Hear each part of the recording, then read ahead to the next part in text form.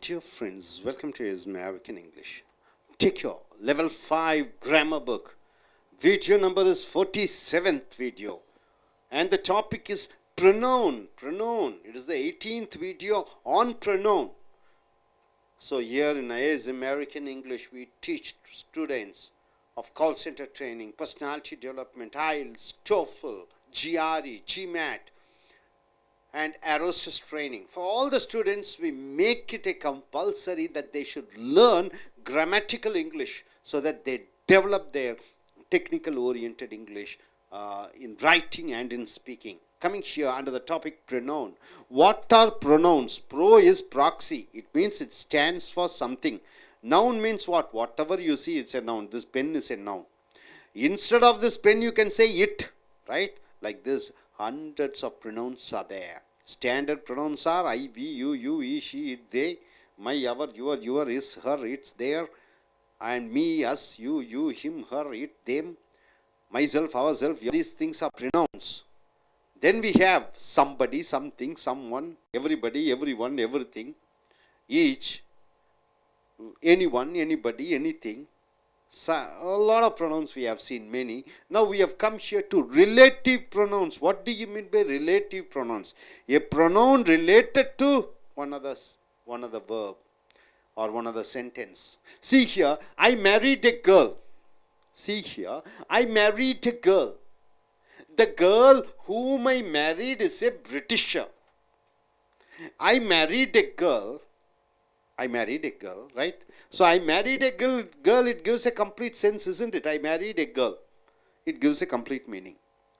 The girl whom I married is a Britisher.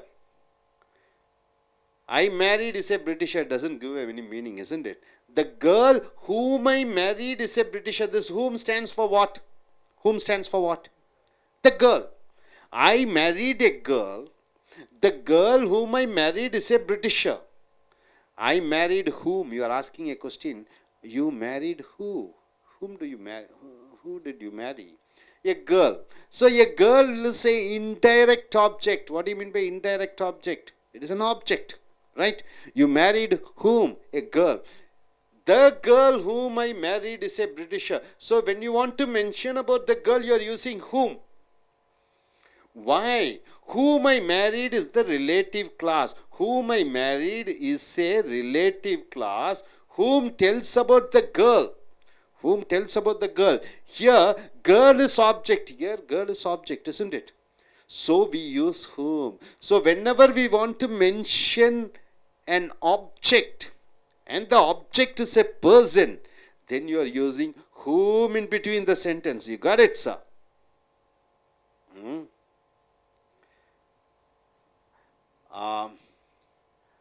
I met a friend. The friend whom I met is a pilot. I met a friend. The friend whom I met is a pilot. I've met a friend. I is a subject, met is a verb. A friend. Whom did you meet? A friend. A friend becomes object. So when you want to mention about an object once again and explain about the object, I married a girl. You are describing about the girl. The girl whom I married is a Britisher. You want to describe about the girl. Then you are using whom, because whom is a stands for the object, right? So it is a relative class. Relative class, right, sir? You got it, sir? See here, the house where I live is free from pollution. The house where I live is free from pollution.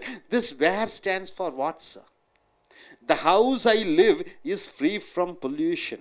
This where stands for what? See, where I live is the relative clause. Where I live. There are how many verbs are there, sir? Live is a verb. Is a verb. Two verbs are there, right?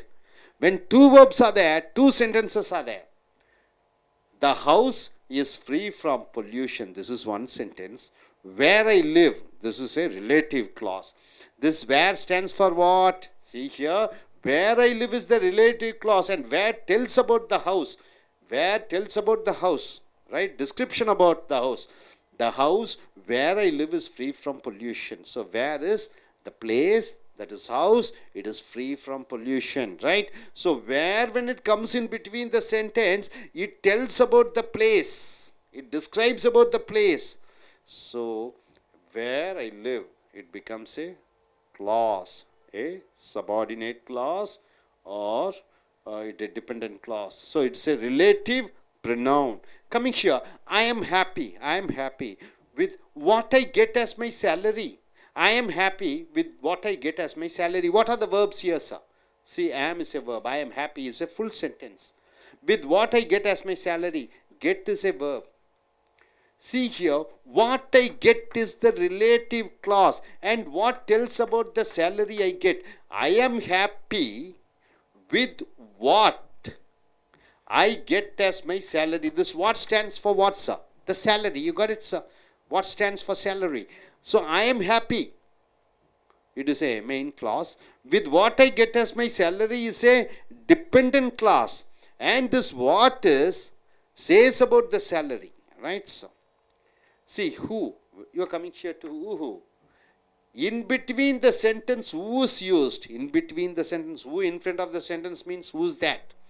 But in between the sentence, who is used. Instead of he you are using who. Instead of she, you are using who. Instead of they, you are using who in a relative clause. See here, the actor who acts in style is Rajinikanth. So, here we have two verbs. Acts is a verb, is a verb, right? The actor is Rajinikanth. This is one sentence. Actor is Rajinikanth who acts in style. So, who stands for what? The actor or Rajinikanth, right? It stands for the Rajinikanth. Who refers to he? Who refers to he? He means a male. It may be a female also. If you want to mention about the female, she. They also you can use for who. So, who in between the sentence as a relative pronoun, it stands for he, she or they. He, she or they. You got it, sir, as in a relative clause. So, in between the sentence whom comes, it describes about the object in a sentence. It becomes a relative pronoun. Where in between the sentence, it describes about the place. So, where becomes a relative pronoun. Here, who in between the sentence, it describes about he, she or it, the subject. It becomes a relative pronoun. You understood what is relative pronoun? My dear friends, in a complex or compound or whatever sentence, you should have two sentences minimum. So, two verbs should be there. You got it? Okay, now coming here. The girl who I met is a doctor. The girl who I met is a doctor. The girl, so how many verbs are there? Met is there, is there. Two verbs are there. So, two sentences, right? One is dependent, one is independent. The girl is a doctor who I met. The girl who I met is a doctor. So, the girl, you are describing about the girl. Who? Who stands for what? The girl. You are not using whom. Why are you not using whom? Because the girl is not the object, right? Here, the girl is an object. So, you are using whom. Here, the girl is a subject. You are using who. You got it, sir? So, the girl who I met is a doctor. Here, who refers to she or girl, right? So, he refers to Rajinikanth, he, male. Here, who refers to the girl, she. You got it? Okay, coming here. I know many students. I know many students. So, know is a verb. So, this is a full sentence. I know many students who work as part-time employees. Who work as part-time employees. So, who stands for what? Students, plural. So, here, who stands for they or students, right? Here, we have seen in between who stands for male, he or Rajinikanth. Here, who stands for the girl. Here, who stands for the students. We are not using whom. Whom is used only for the objects. You got it? Next, software engineers are someone. Software engineers are someone who creates software. Who are software engineers? Software engineers are someone who creates software. So, two verbs are there, are and creates. So, software engineers, you are describing about the software engineers. Who are they? Are someone who creates software. So, who stands for what? Software engineers. So, it's a relative pronoun. It stands for the plural they, right? Okay, coming here. Anyone who wants a bank loan. anyone who wants a bank loan should have their income tax certificate. Anyone who wants a bank loan, loan should have their income tax certificate. Here, who stands for what? Anyone having income tax certificate, right? A complete phrase is used. So this who stands for anyone who has their income certificate, right? So that's and which in a relative class. That and which in a relative class. If we want to speak about things, here we are speaking about persons, then you are using who. Here we are speaking about person, you are using whom. Here we are mentioning about the place, you are using where. Here you are mentioning about the salary, you are using what. See here, that and which is used if we want to speak about things, all the material nouns and whatever it is, then we should use that and which and not who in a relative clause, right? You cannot use, if you want to speak about a tree, the tree who? The tree that is tall. The tree that is tall. You have to use that for tree. The computer who I bought. No, the computer that I bought. So that and which stands for things and who stands for persons. You are not supposed to use who instead of that. You are able to understand, sir? So once again, shall I recollect what we have seen? See, I married a girl whom I married a girl. The girl whom I married is a Britisher. So I is a subject, married is a verb. Whom did I marry? You ask a question to the verb married, a girl. So the girl becomes an object. To describe about the object, the girl whom I married is a Britisher. So to describe about the object, you are using whom as a relative pronoun. You got it, sir? Next. See, whom I married is the relative class. Whom tells about the girl. Here, girl is object, so we use whom. The house where I live is free from pollution. The house, you are describing about the house. It's a subject. Then you are using where. So, the where I live is the relative class, and where tells about the house. So, here, where as a relative pronoun, it tells about the house. So, pronoun stands for some other noun. I am happy with what I get as my salary. So what I get is the relative class, and this what tells about what? The salary. I am happy with what I get. With what? What means what? The salary. Who? In between the sentence, who is used instead of he, she, they. Instead of he, she, they, in between the sentence, who is used. See, the actor who acts in style is Rajinikanth. So the actor, description about the actor. Who's the actor? So who stands for what? Mr. Rajinikanth or he? Then coming here, the girl who I met is a doctor. The who stands for what? The girl or she? I know many students who work as part-time employees. Who stands for what? The students or they. Software engineers or someone who creates software. Who stands for what? Someone, that is the engineer. Who stands for software engineers? And here, anyone who wants a bank loan should have their income tax certificate. Who stands for what? Anyone having income tax certificate. That and which in a relative class. So, if we want to speak about things, then we should use that and which instead of who. Hope you are able to understand. No doubt about it. Are you clear? Yes, sir. Now I request one gentleman to come forward, please.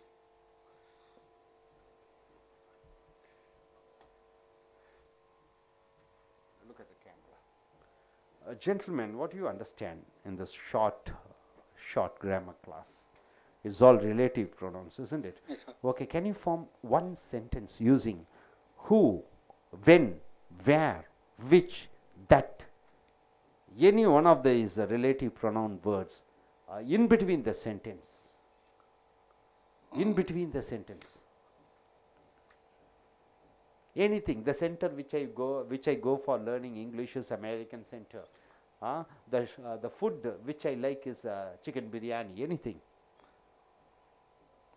The boy who I met is working in a software company. Very good. The boy who I met is working in a software, is a software engineer. The boy who I met is working in a software company. So you want to mention about the boy who works in a software company. Good. Why don't you gentlemen come here? What do you understand? Can you form a sentence?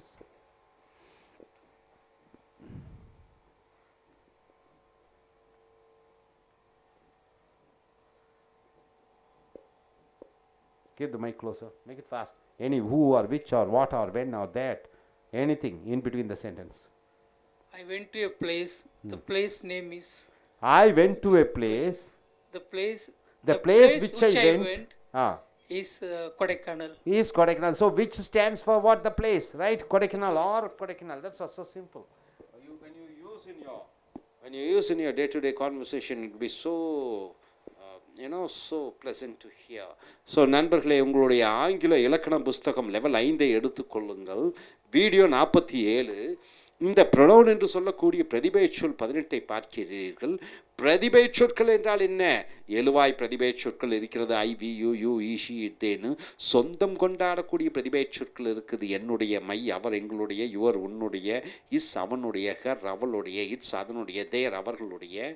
அப்புறம் object pronounce என்று இருக்கிறது. பின்னாடி வரக்கூடியது, வினைச்சொல்லுக்கு பின்னாடி வரக்கூடியது. Me என்னை, as எங்களை, you உன்னை, யூ உங்களை, ஹிம் அவனை, ஹர் அவளை, இட் அதனை, தெம் அவர்களை, myself, ourself, yourself, himself, herself, itself, themself, mine, ours, yours, his, hers, its, theirs. அப்படி மனிதர்களை பற்றியோ பொருட்களை பற்றியோ அவன், அவள், அது, அவர்களுடைய, இவர்களுடைய என்று சொல்லக்கூடியது தான் பிரதிபெயர் சொற்கள். அது முதல் பிரதிபெயர் சொல்ல பார்த்தோம்.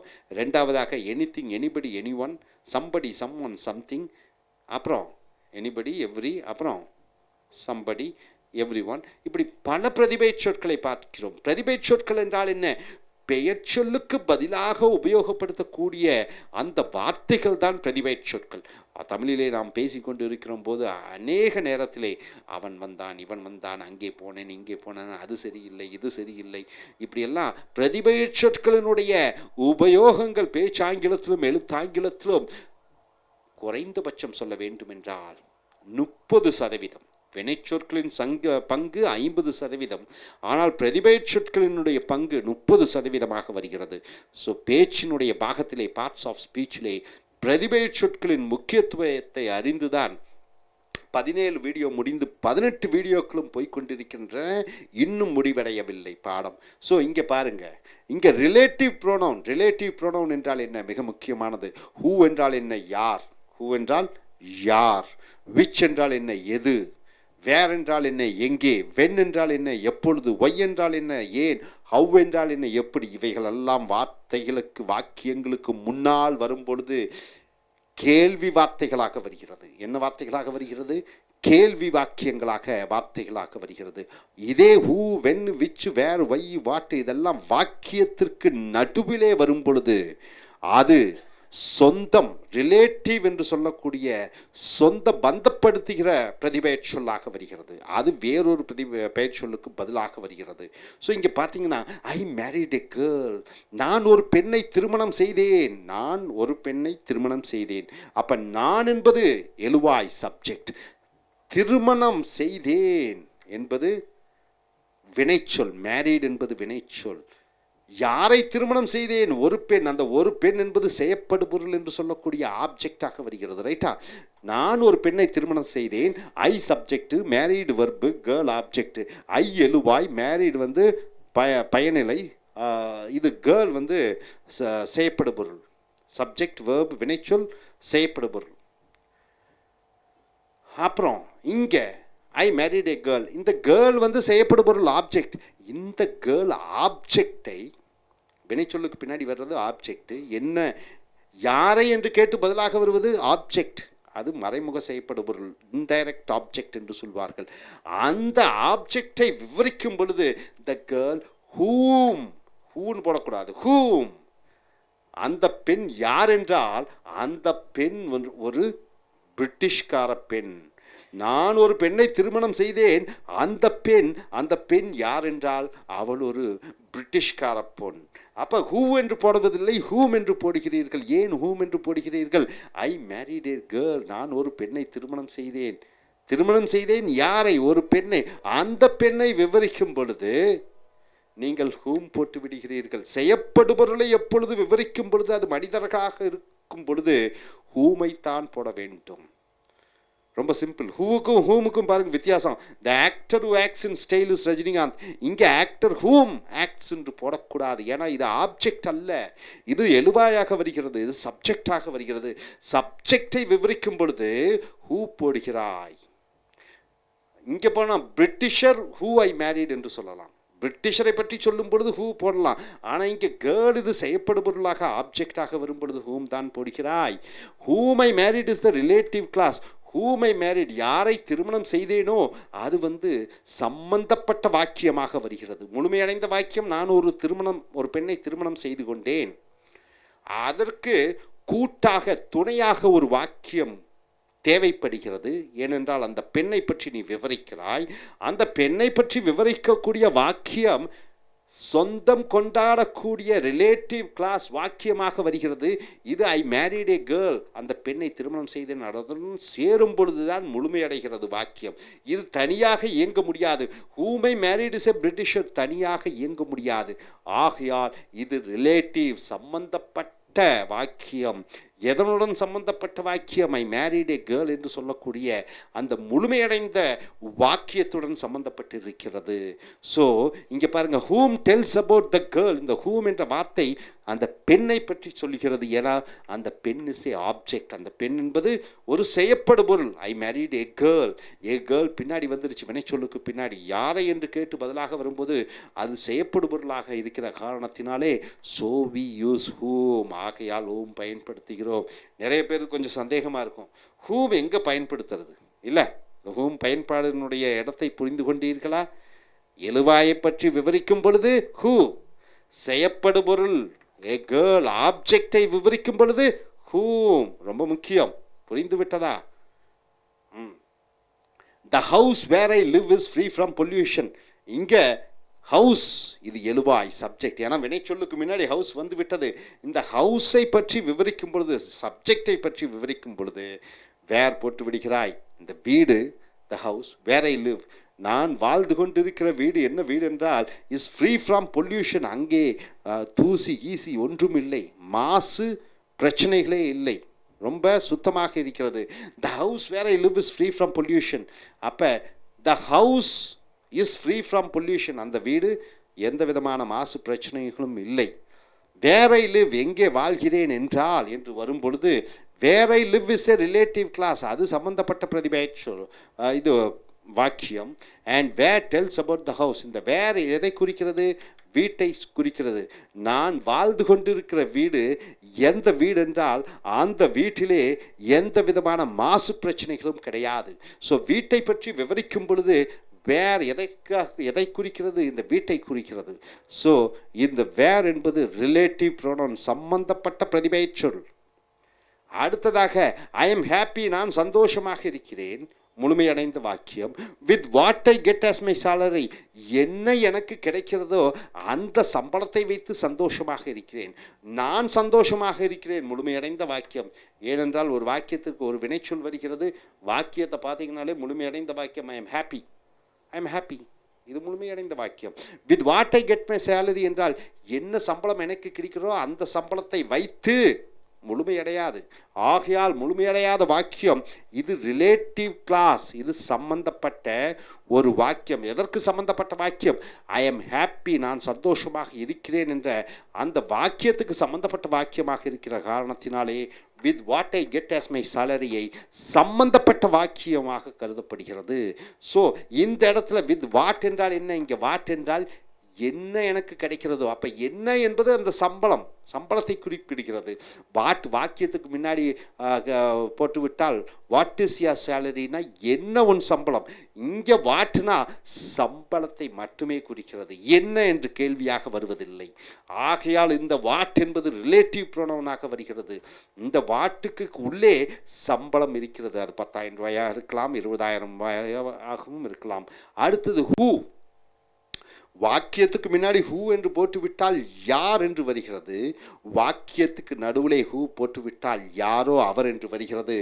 இன் between the sentence who is used instead of he she they. வாக்கியத்துக்கு நடுவில் ஹூ வந்து விட்டால் யாரோ அவர், யாரோ அவள், யாரோ அவர்கள், அவர்களை பற்றி விவரிக்கிறது வாக்கியத்துக்கு நடுவில் ஹூ வந்து விட்டால். The actor who acts in style is Rajinikanth. இங்கே பாருங்க, ஹூ வாக்கியத்துக்கு நடுவில் வந்து விட்டது. நடிகர், எந்த நடிகர் ஸ்டைலாக நடிக்கிறாரோ அந்த நடிகர் தான் ரஜினிகாந்த். த ஆக்டர் நடிகர், ஹூ ஆக்ட்ஸ் இன் ஸ்டைல் இந்த நடிகரை பற்றி விவரிக்கிறது. நடிகர், ஸ்டைலாக நடிக்கக்கூடிய நடிகர்.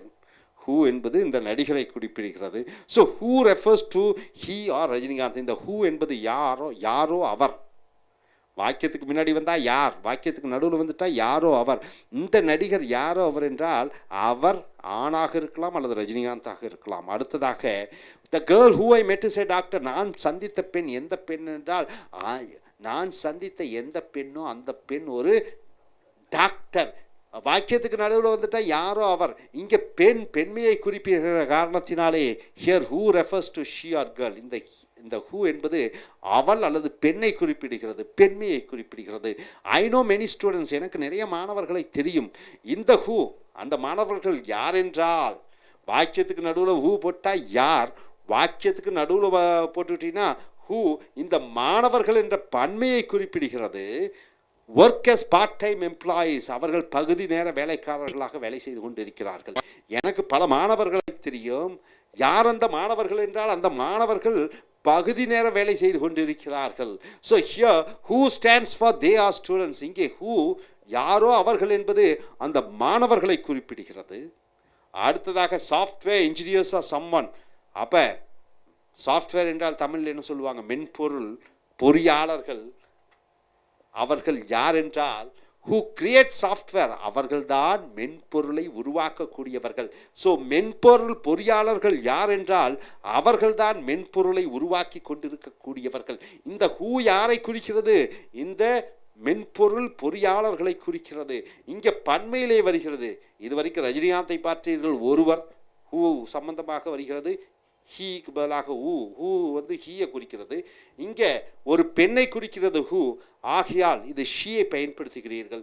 இங்கே சாஃப்ட்வேர் இன்ஜினியர்ஸ் என்று சொல்லக்கூடிய மென்பொருள் பொறியாளர்கள் பன்மையிலே இருக்கிற காரணத்தினாலே இந்த ஹூ எதை குறிக்கிறது? பன்மையை குறிக்கிறது. அடுத்ததாக anyone who wants a bank loan. யாருக்கு ஒரு பேங்க் வங்கி கடன் வேண்டுமோ, யாருக்கெல்லாம் கடன் வேண்டுமோ, வங்கி கடன் வேண்டுமோ should have their income tax.